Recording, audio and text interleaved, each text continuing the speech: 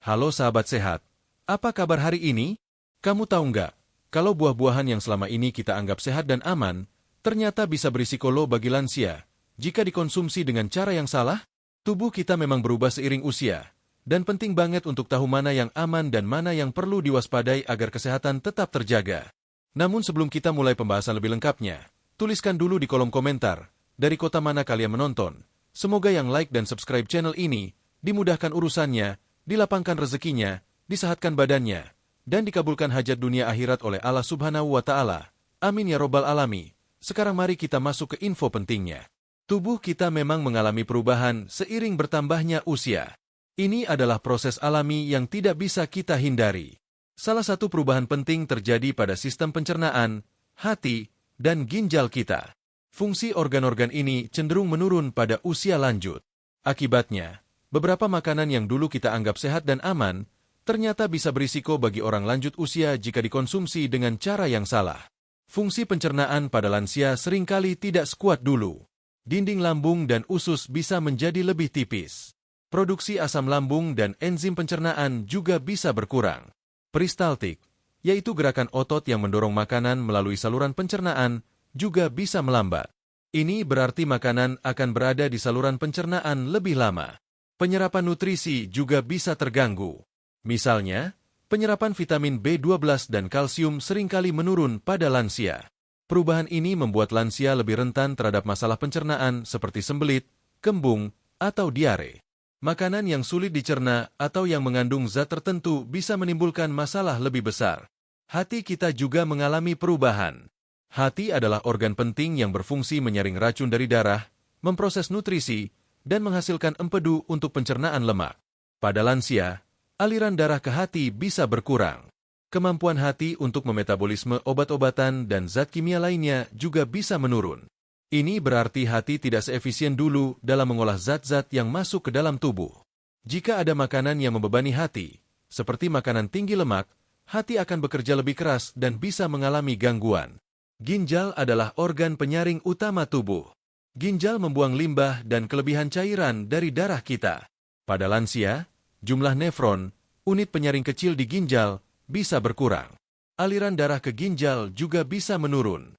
Akibatnya, fungsi penyaringan ginjal tidak seoptimal dulu. Ginjal menjadi kurang efektif dalam membuang zat-zat tertentu dari tubuh. Beberapa zat yang mungkin tidak berbahaya bagi orang muda, bisa menumpuk di tubuh lansia jika ginjalnya lemah. Penumpukan zat ini bisa menyebabkan masalah kesehatan serius. Memahami perubahan ini adalah langkah pertama untuk melindungi kesehatan para lansia. Kita perlu lebih cermat dalam memilih makanan, termasuk buah-buahan yang sering dianggap sehat. Solusinya adalah mengenali buah-buahan yang berpotensi menimbulkan risiko dan bagaimana cara mengonsumsinya dengan benar, atau bahkan menghindarinya. Tips praktisnya adalah selalu konsultasikan dengan dokter atau ahli gizi jika ada keraguan tentang makanan tertentu. Dengarkan sinyal tubuh. Jika setelah makan sesuatu terasa tidak nyaman, catat dan hindari di kemudian hari. Jangan memaksakan diri. Motivasi positifnya adalah dengan pengetahuan yang tepat, lansia bisa tetap menikmati hidup sehat dan aktif. Mereka bisa tetap menikmati makanan yang lezat tanpa khawatir akan efek samping yang tidak diinginkan. Ini tentang hidup cerdas dan peduli pada diri sendiri. Ada beberapa jenis buah yang perlu diperhatikan khusus bagi lansia. Dokter sering menyebutkan 6 jenis buah ini karena kandungan di dalamnya dapat berisiko jika dikonsumsi dengan salah. Yang pertama adalah durian. Durian dikenal sebagai raja buah, dengan rasa manis, legit, dan aroma khas yang kuat. Banyak orang menyukainya, termasuk para lansia.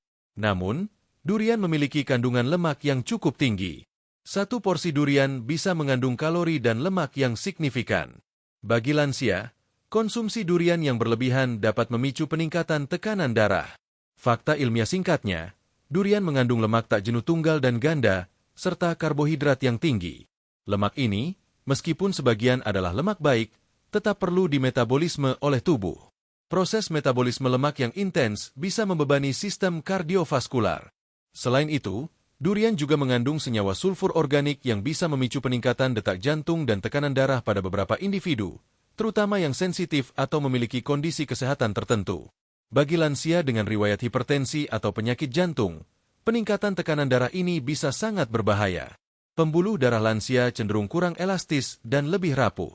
Peningkatan tekanan darah mendadak bisa meningkatkan risiko stroke atau serangan jantung. Solusi untuk durian adalah bukan berarti harus sepenuhnya dihindari, tetapi harus dikonsumsi dengan sangat hati-hati dan dalam porsi yang sangat terbatas. Jika lansia memiliki riwayat tekanan darah tinggi atau penyakit jantung, sebaiknya konsultasikan dulu dengan dokter. Tips praktis untuk durian.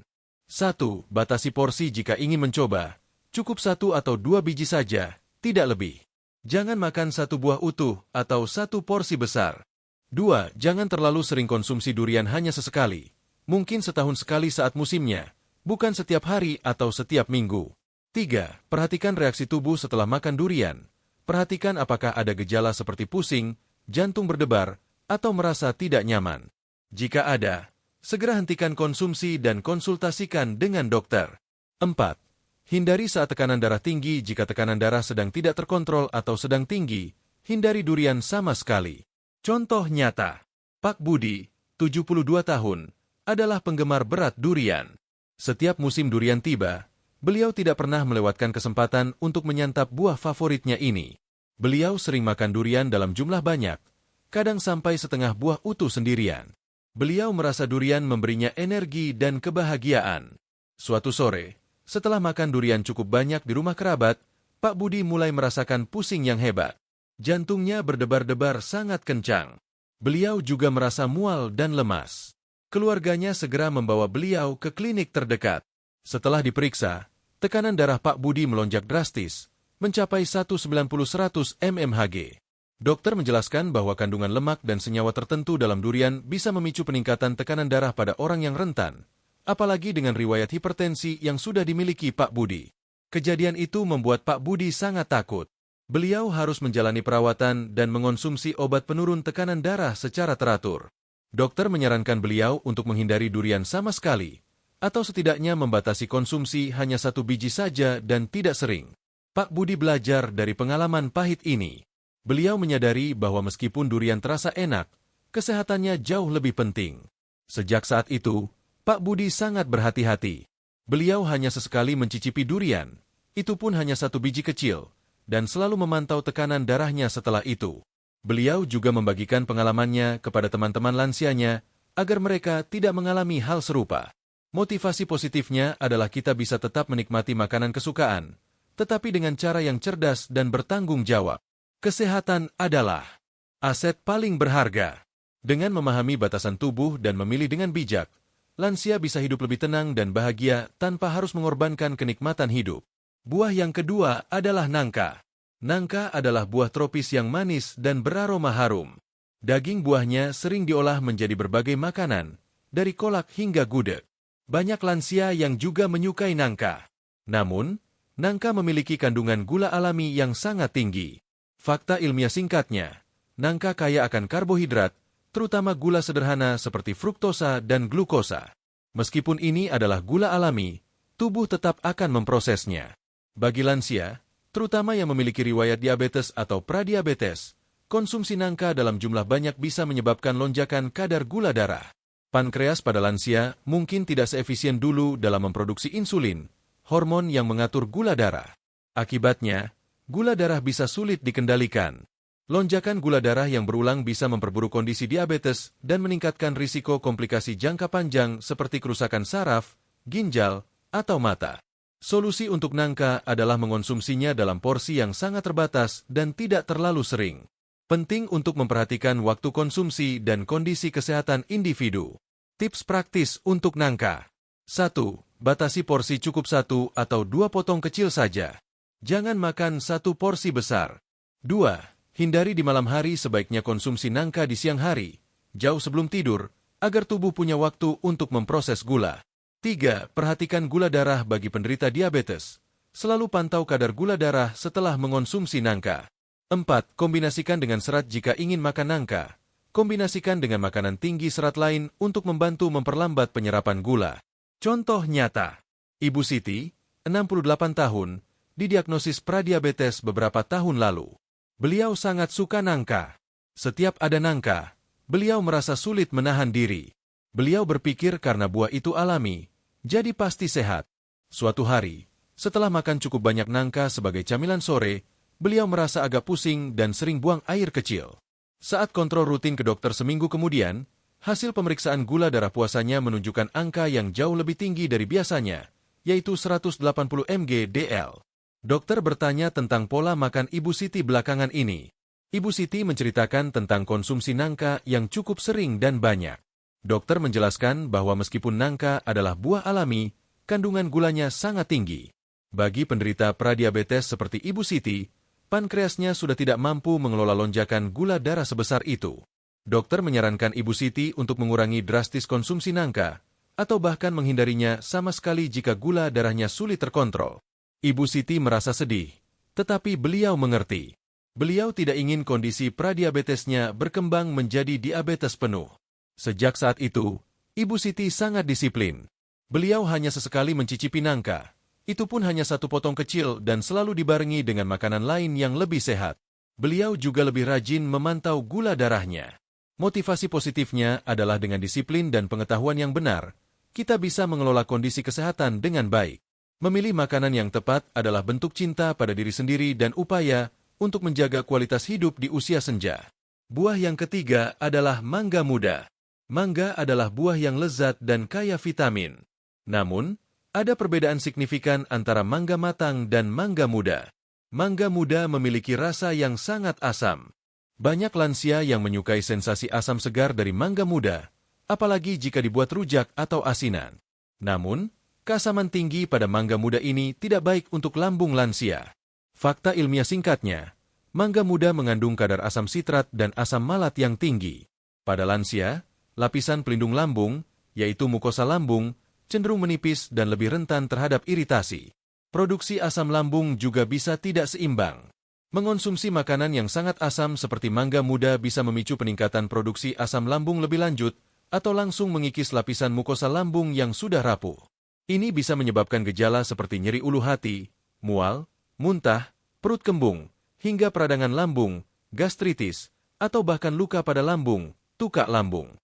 Jika sampai terjadi luka, bisa berujung pada pendarahan lambung yang sangat berbahaya. Solusi untuk mangga muda adalah sebaiknya dihindari sama sekali oleh lansia, terutama yang memiliki riwayat masalah lambung atau pencernaan sensitif. Jika sangat ingin makan mangga, pilihlah mangga yang sudah matang sempurna dan tidak terlalu asam. Tips praktis untuk mangga muda. 1. Hindari total jika punya riwayat masalah lambung. Lebih baik hindari mangga muda sepenuhnya. 2. Pilih mangga matang. Konsumsi mangga yang sudah matang dan rasanya manis, karena kandungan asamnya jauh lebih rendah.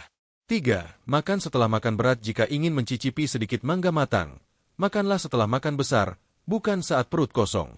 Ini membantu melindungi lambung. 4. Perhatikan reaksi tubuh. Jika setelah makan mangga matang pun masih terasa tidak nyaman, sebaiknya hindari juga. Contoh nyata, kakek Jono, 75 tahun, sangat suka mangga muda. Beliau selalu bersemangat jika ada tetangga yang membagikan mangga muda dari kebunnya. Beliau sering makan mangga muda dengan sambal rujak. Kakek Jono sering mengeluh perutnya perih dan kembung setelah makan mangga muda, tetapi beliau tidak terlalu mempedulikannya. Beliau mengira itu hanya masuk angin biasa.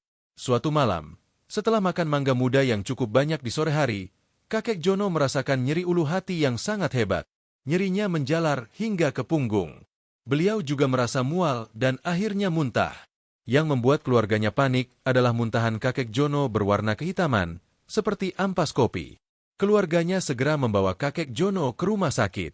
Setelah diperiksa, dokter mendiagnosis kakek Jono mengalami pendarahan lambung akibat tukak lambung yang sudah parah. Dokter menjelaskan bahwa konsumsi mangga muda yang asam secara terus-menerus telah mengikis lapisan lambung kakek Jono yang sudah menipis karena usia. Asam lambung yang berlebihan akibat rangsangan dari mangga muda semakin memperparah kondisi tersebut, hingga akhirnya terjadi luka dan pendarahan. Kakek Jono harus menjalani perawatan intensif dan transfusi darah. Beliau sangat menyesal tidak mendengarkan keluhan perutnya selama ini. Motivasi positifnya adalah jangan pernah meremehkan sinyal yang diberikan tubuh. Setiap rasa tidak nyaman adalah peringatan. Dengan mendengarkan tubuh dan membuat pilihan makanan yang bijak, kita bisa mencegah masalah kesehatan serius di kemudian hari. Kesehatan lambung sangat vital untuk kualitas hidup. Buah yang keempat adalah belimbing. Belimbing adalah buah yang segar dengan bentuk bintang yang unik. Rasanya manis asam. Namun, belimbing menyimpan bahaya tersembunyi bagi lansia, terutama yang memiliki fungsi ginjal yang sudah menurun. Belimbing mengandung zat yang berbahaya untuk ginjal yang lemah. Fakta ilmiah singkatnya, belimbing mengandung asam oksalat dan karamboksin. Asam oksalat dapat mengikat kalsium dan membentuk kristal kalsium oksalat, yang bisa memperburuk kondisi batu ginjal atau bahkan memicu pembentukan batu ginjal baru. Karamboksin adalah neurotoksin atau racun saraf. Pada orang dengan fungsi ginjal normal, zat-zat ini akan disaring dan dibuang oleh ginjal tanpa masalah. Namun, pada lansia dengan fungsi ginjal yang sudah lemah, ginjal tidak mampu menyaring karamboksin dan asam oksalat dengan efisien. Akibatnya, zat-zat ini bisa menumpuk dalam darah. Penumpukan karamboksin bisa menyebabkan gejala neurologis seperti kebingungan, kejang, bahkan koma. Penumpukan asam oksalat bisa mempercepat kerusakan ginjal. Kondisi ini dikenal sebagai intoksikasi belimbing atau keracunan belimbing. Solusi untuk belimbing adalah menghindari buah ini sama sekali jika Anda seorang lansia, terutama jika Anda memiliki riwayat masalah ginjal, gagal ginjal, atau sedang menjalani dialisis. Risiko yang ditimbulkan jauh lebih besar daripada manfaatnya. Tips praktis untuk belimbing. 1. Hindari total jika ginjal lemah ini adalah aturan paling penting. Jangan pernah mengonsumsi belimbing jika Anda memiliki masalah ginjal. 2. Bahkan jika ginjal normal, batasi jika ginjal Anda sehat, tetap batasi konsumsi belimbing. Jangan menjadikannya kebiasaan. 3. Edukasi diri dan keluarga. Pastikan anggota keluarga tahu tentang risiko belimbing bagi lansia, terutama yang memiliki kondisi ginjal. Contoh nyata, Nenek Ani, 70 tahun, telah didiagnosis memiliki fungsi ginjal yang sedikit menurun beberapa tahun yang lalu. Dokter menyarankan beliau untuk menjaga pola makan, terutama membatasi garam dan protein. Namun, Nenek Ani tidak pernah diberitahu tentang bahaya belimbing. Di halaman rumahnya ada pohon belimbing yang berbuah lebat. Nenek Ani sering memetik dan memakan belimbing segar sebagai camilan. Beliau berpikir belimbing itu buah yang sehat dan menyegarkan. Suatu pagi, Nenek Ani mulai merasa sangat lemas dan mual. Kakinya juga membengkak. Beliau merasa bingung dan sulit berkonsentrasi. Keluarganya khawatir dan segera membawa beliau ke rumah sakit. Setelah pemeriksaan darah dan urin, dokter menemukan bahwa fungsi ginjal Nenek Ani memburuk drastis. Tingkat kreatinin dan ureum dalam darahnya sangat tinggi, menunjukkan ginjalnya bekerja sangat keras dan tidak mampu membuang limbah. Dokter bertanya tentang pola makan Nenek Ani. Saat Nenek Ani menyebutkan sering makan belimbing, dokter menjelaskan tentang bahaya karamboksin dan asam oksalat bagi ginjal yang lemah. Nenek Ani didiagnosis mengalami gagal ginjal akut akibat keracunan belimbing yang memperburuk kondisi ginjal kronisnya. Beliau harus menjalani cuci darah darurat. Pengalaman ini sangat mengejutkan Nenek Ani dan keluarganya. Mereka tidak menyangka buah yang terlihat tidak berbahaya bisa menyebabkan masalah sebesar itu. Sejak saat itu, pohon belimbing di halaman rumah Nenek Ani ditebang. Nenek Ani harus menjalani cuci darah secara rutin dan sangat berhati-hati dengan setiap makanan yang masuk ke tubuhnya. Motivasi positifnya adalah pengetahuan adalah kekuatan. Dengan memahami setiap risiko, kita bisa membuat keputusan yang melindungi diri dari bahaya yang tidak terduga. Jangan pernah ragu untuk bertanya kepada dokter tentang makanan apa saja yang harus dihindari, terutama jika memiliki kondisi kesehatan tertentu. Buah yang kelima adalah nanas. Nanas adalah buah tropis yang rasanya manis asam dan menyegarkan. Banyak orang menyukai nanas, baik dimakan langsung maupun diolah menjadi jus atau masakan. Namun, nanas mengandung enzim tertentu yang bisa melukai lambung lansia jika dikonsumsi dengan salah. Fakta ilmiah singkatnya, nanas mengandung enzim bromelain. Bromelain adalah enzim proteolitik, artinya enzim ini mampu memecah protein. Dalam jumlah kecil, bromelain memiliki manfaat antiinflamasi dan membantu pencernaan. Namun, jika dikonsumsi dalam jumlah banyak atau saat perut kosong, terutama pada lambung lansia yang lapisan mukosanya sudah menipis, bromelain bisa menjadi iritan. Enzim ini secara harfiah bisa mulai mencerna lapisan protein pada dinding lambung, menyebabkan iritasi, rasa perih, mual, atau bahkan luka. Sensasi, gatal, di lidah atau bibir setelah makan nanas adalah tanda kerja enzim bromelain.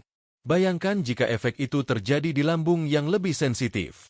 Solusi untuk nanas adalah mengonsumsinya dalam porsi sangat terbatas, selalu setelah makan besar, dan tidak terlalu sering. Lansia dengan riwayat masalah lambung sebaiknya lebih berhati-hati. Tips praktis untuk nanas. 1. Makan setelah makan berat. Selalu makan nanas setelah Anda mengonsumsi makanan berat, bukan saat perut kosong. Makanan di lambung akan membantu melindungi dinding lambung dari efek bromelain.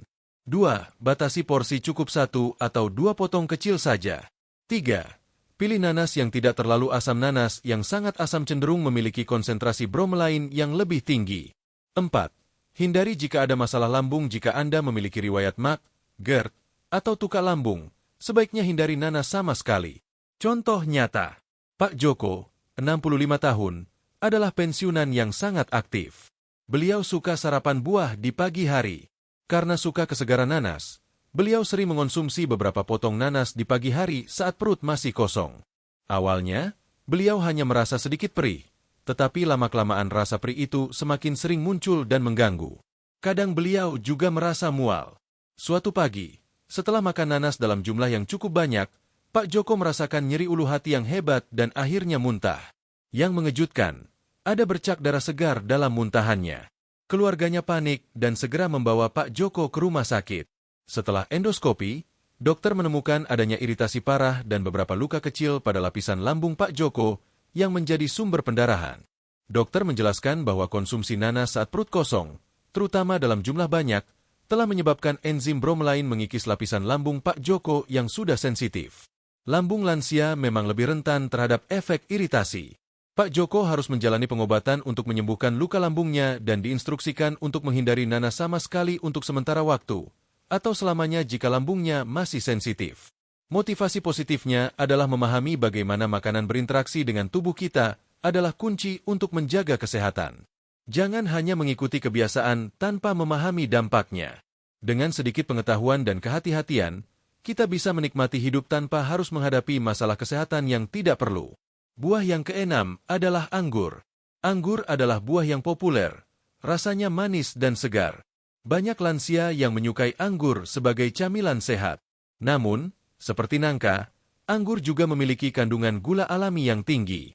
Fakta ilmiah singkatnya, anggur kaya akan fruktosa dan glukosa. Satu cangkir anggur bisa mengandung sekitar 15-20 gram gula.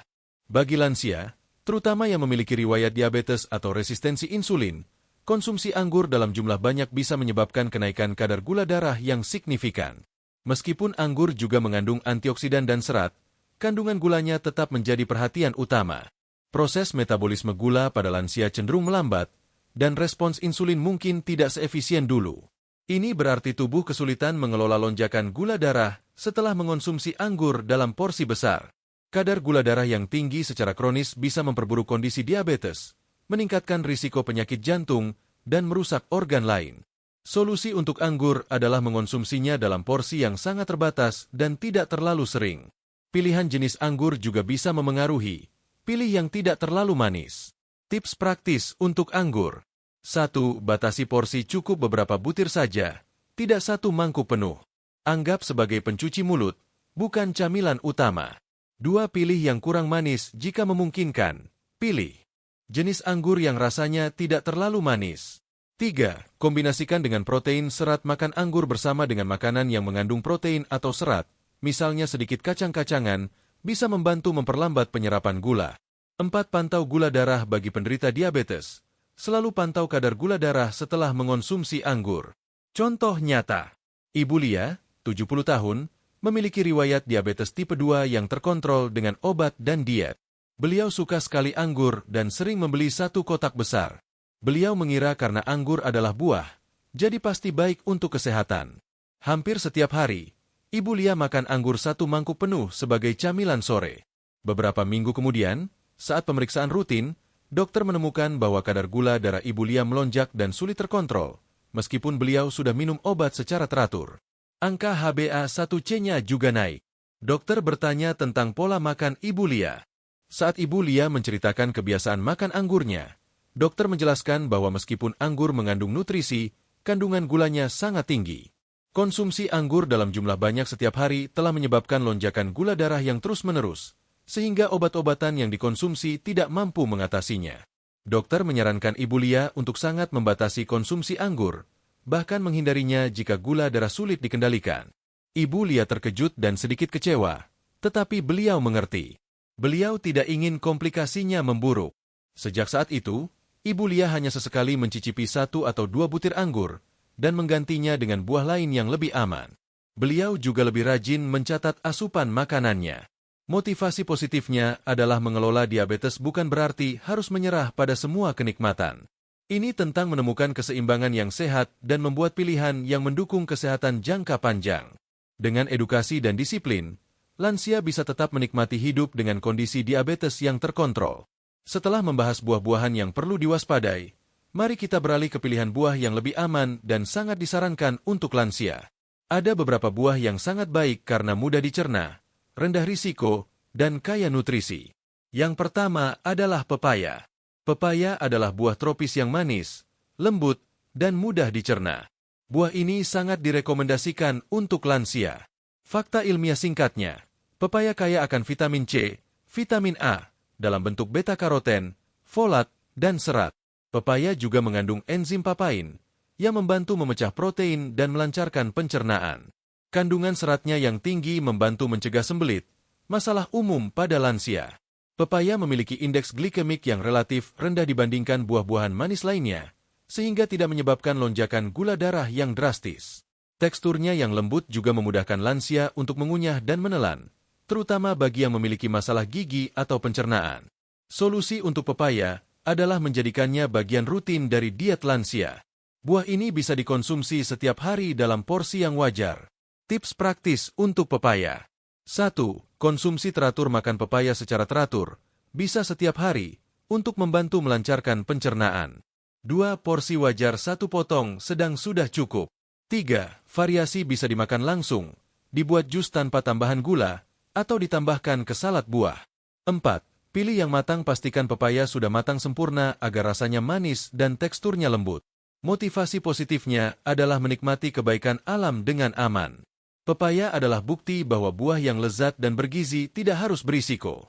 Dengan memilih pepaya, lansia bisa merasakan manfaat kesehatan yang nyata dan menjaga sistem pencernaan tetap sehat. Ini adalah pilihan cerdas untuk hidup yang lebih nyaman. Yang kedua adalah apel. Apel adalah buah yang mudah ditemukan, harganya terjangkau, dan sangat sehat. Apel juga sangat cocok untuk lansia. Fakta ilmiah singkatnya, apel kaya akan serat larut, terutama pektin, yang sangat baik untuk kesehatan pencernaan. Pektin membantu mengatur kadar gula darah dan kolesterol. Apel juga mengandung antioksidan, seperti flavonoid, yang melindungi sel-sel tubuh dari kerusakan. Kandungan airnya tinggi, membantu menjaga hidrasi. Apel memiliki indeks glikemik yang relatif rendah, sehingga aman bagi penderita diabetes dalam porsi yang wajar. Mengunyah apel juga baik untuk kesehatan gigi dan gusi, serta merangsang produksi air liur yang membantu pencernaan. Kulit apel mengandung banyak nutrisi, jadi sebaiknya dimakan bersama kulitnya setelah dicuci bersih. Solusi untuk apel adalah menjadikannya camilan sehat atau bagian dari sarapan setiap hari. Tips praktis untuk apel. 1. Konsumsi rutin. Makan 1 buah apel sehari bisa memberikan banyak manfaat. 2. Dengan kulit cuci bersih dan makan apel bersama kulitnya untuk mendapatkan serat dan antioksidan maksimal. 3. Porsi wajar 1 buah apel ukuran sedang sudah cukup. 4. Variasi bisa dimakan langsung, dipotong-potong, atau dibuat jus, tetapi lebih baik dimakan utuh untuk seratnya. Motivasi positifnya adalah kadang-kadang, pilihan terbaik adalah yang paling sederhana. Apel adalah contoh sempurna dari buah yang sederhana, mudah diakses, tetapi penuh manfaat kesehatan. Dengan memilih apel, lansia bisa menjaga kesehatan jantung, pencernaan, dan kadar gula darah dengan cara yang mudah dan menyenangkan. Ini adalah investasi kecil untuk kesehatan besar. Secara keseluruhan, penting bagi lansia dan keluarga mereka untuk memahami bahwa tubuh di usia lanjut memiliki kebutuhan dan batasan yang berbeda. Apa yang dianggap sehat dan aman bagi orang muda, belum tentu sama bagi lansia. Fungsi pencernaan, hati, dan ginjal yang menurun memerlukan perhatian khusus dalam memilih makanan. Kita telah melihat bagaimana buah seperti durian dengan lemak tingginya dapat menaikkan tekanan darah. Nangka dan anggur dengan gula tingginya dapat mengganggu kadar gula darah. Mangga muda dengan keasamannya dapat melukai lambung. Belimbing dengan zat beracunnya dapat merusak ginjal. dan nanas dengan enzimnya dapat mengiritasi lambung. Contoh-contoh nyata dari Pak Budi, Ibu Siti, Kakek Jono, Nenek Ani, Pak Joko, dan Ibu Lia menunjukkan betapa seriusnya dampak jika buah-buahan ini dikonsumsi tanpa pengetahuan dan kehati-hatian. Mereka semua mengalami gangguan kesehatan berat, mulai dari masalah tekanan darah, gula darah tinggi, perdarahan lambung, hingga kerusakan ginjal, hanya karena salah dalam mengonsumsi buah yang dianggap sehat. Solusinya bukan untuk menjadi takut makan buah, tetapi untuk menjadi lebih cerdas dan selektif. Pilihan buah yang lebih aman dan sangat direkomendasikan seperti pepaya dan apel adalah bukti bahwa lansia masih bisa menikmati kelezatan buah tanpa khawatir akan risiko kesehatan. Kedua buah ini kaya serat, mudah dicerna, dan memiliki kandungan nutrisi yang sangat baik untuk menjaga kesehatan lansia. Tips praktis yang bisa diterapkan adalah selalu prioritaskan kesehatan. Dengarkan tubuh Anda. Jika ada keraguan tentang makanan tertentu, jangan ragu untuk bertanya kepada dokter atau ahli gizi. Mereka adalah sumber informasi terbaik yang bisa memberikan saran sesuai dengan kondisi kesehatan individu. Jangan hanya mengikuti kebiasaan atau anjuran umum tanpa mempertimbangkan kondisi tubuh sendiri. Motivasi positifnya adalah usia lanjut adalah fase kehidupan yang berharga.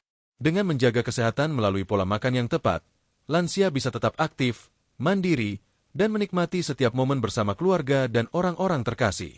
Ini bukan tentang membatasi diri dari kenikmatan hidup, melainkan tentang memilih kenikmatan yang mendukung kualitas hidup yang lebih baik dan lebih panjang. Setiap pilihan makanan adalah langkah menuju kesehatan yang lebih baik. Mari kita jadikan setiap gigitan sebagai investasi untuk masa depan yang lebih sehat dan bahagia.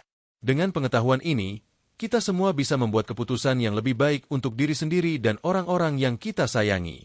Ingatlah, kesehatan di usia senja adalah hadiah yang harus kita jaga dengan penuh kesadaran dan tanggung jawab.